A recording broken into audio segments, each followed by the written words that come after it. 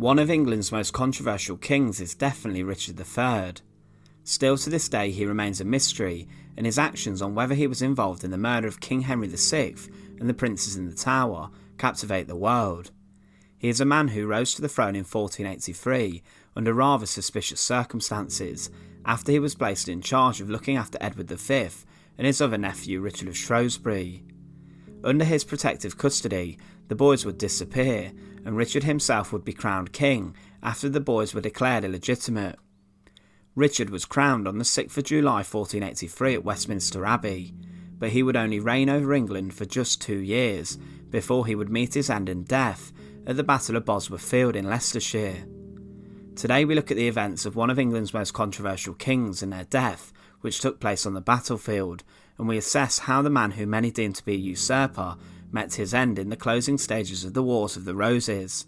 So join us today as we look at the death of Richard III, and remember to support our channel, please make sure to subscribe. The Wars of the Roses had gripped England for decades before Richard became king.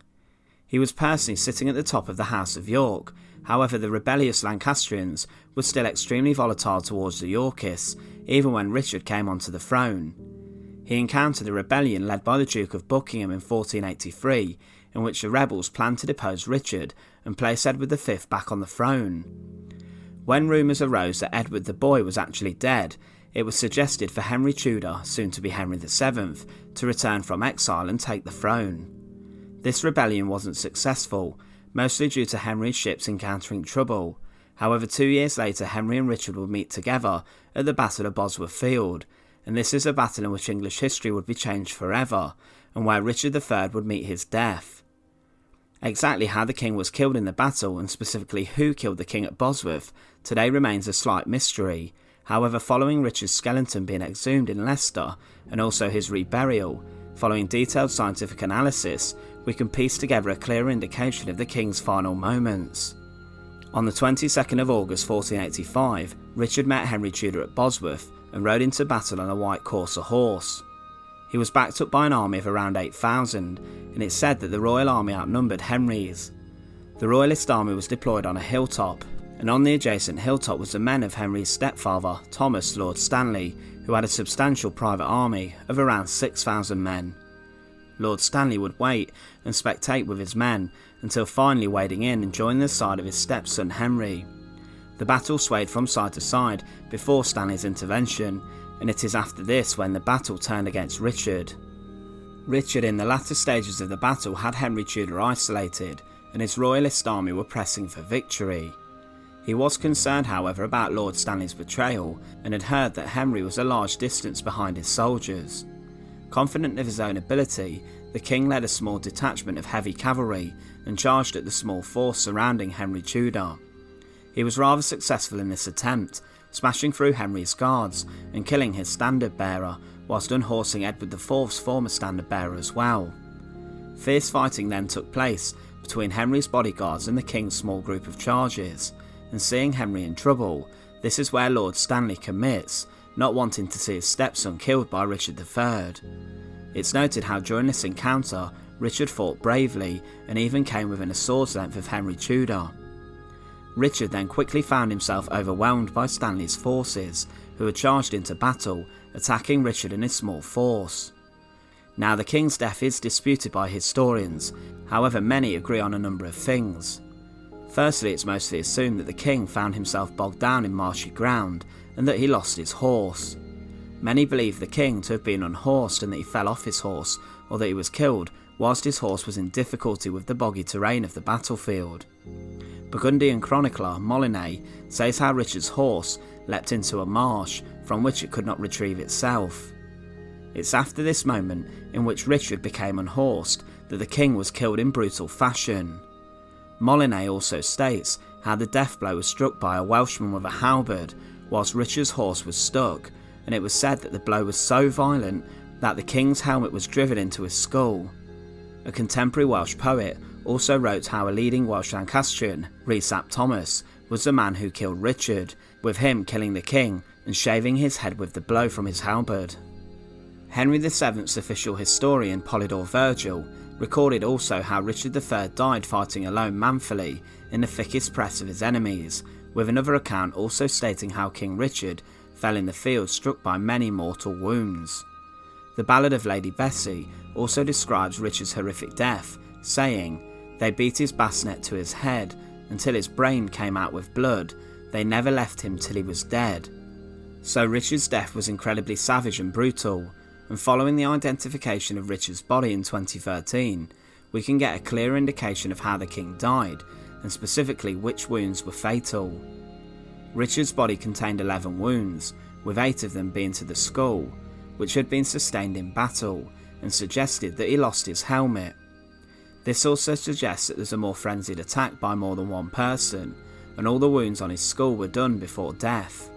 A narrow V-shaped cut was also found along the bottom right of his lower jaw, which suggests that part of his face was cut by a knife and a dagger, and also there was another cut to the lower jaw. This could have been done when a blade was thrust inside the helmet of the king to slice the strap and forcibly remove Richard's helmet. His body displayed no defensive wounds on his hands or arms, and suggested that he was still wearing his heavy armour when he was killed. 3 shallow glancing blows were caused by a sharp blade such as a sword or a poleaxe that sliced his scalp and shaved the bone, 2 on the left side above the ear and 1 on top of the skull. Neither of these blows would have been immediately fatal, and the damage suggested that they were sustained by the same weapon. On the top of Richard's skull was a small hole, which was caused by a thrust from a weapon delivered to Richard from above and behind, and this could have been caused by the spike of a poleaxe or a rondel dagger. The aim of this was to drive a hole into the king's skull. At the base of Richard's skull there were 2 wounds found, which caused damage to the top vertebrae, and this was caused by a blade which entered the king's head, sliced through his brain and hit the opposite side of his skull. These massive wounds were likely to have been the fatal blows that the king received, with the most likely weapon being a halberd or a sword. The sheer brutality of this blow that passed through the king's brain showed how ferocious his last few moments were, surrounded by the men of Lord Stanley and the last few remaining members of Henry Tudor's bodyguards. There were other wounds to Richard's body. One was likely delivered as a blow from behind with a fine-edged dagger that caused damage to the 10th rib, and another scraped the pelvis and was delivered into the king's right buttocks, which had the potential to be fatal. This wound was almost certainly delivered after death and could have been done as a way of shaming the king. Richard's armour would have protected him on the battlefield, so for this wound it must have been delivered after. By looking at Richard's skeleton, researchers were able to piece together Richard's final moments. It's most likely that he was unhorsed, or that his horse had been stuck in mud, forcing him to dismount, and that he had removed or lost his helmet, which left him vulnerable.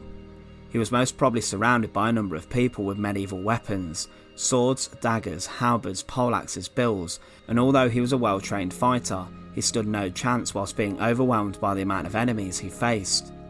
Even though his skull was badly damaged, his face was less mutilated than many battle casualties at the time, suggested they wanted to spare Richard's face, so there was no doubt that it was really King Richard who had been killed in the battle. After the battle, Richard III's armour and clothes were torn off, and the king's naked body was carried back to Leicester tied to a horse. It was then displayed in public and exhibited in the major Lancastrian Collegiate Foundation, the Church of Annunciation of Our Lady of the Newark. It was left on display for 2 days, so that the public could see that their Yorkist king was dead, before then being interred in a plain coffin and tomb within the Church of the Greyfriars. The location of this tomb would remain a mystery until 2013, when DNA testing following the excavation provided beyond reasonable doubt that the remains that were found in a Leicester car park did belong to Richard III. So Richard III's death was initially shrouded in much propaganda and hysteria, for example with Shakespeare proclaiming, he shouted, a horse, my kingdom for a horse." However, following the king's discovery, the injuries sustained by Richard were actually in keeping with much of the stories that had been chronicled throughout the years about the king's final moments. Without doubt though, Richard III met a horrific, brutal and bloody end, being outnumbered by his enemies and was cut down and slain in barbaric fashion. Once again, thanks for watching. To support our channel, please make sure to subscribe, and once again, thank you so much for watching.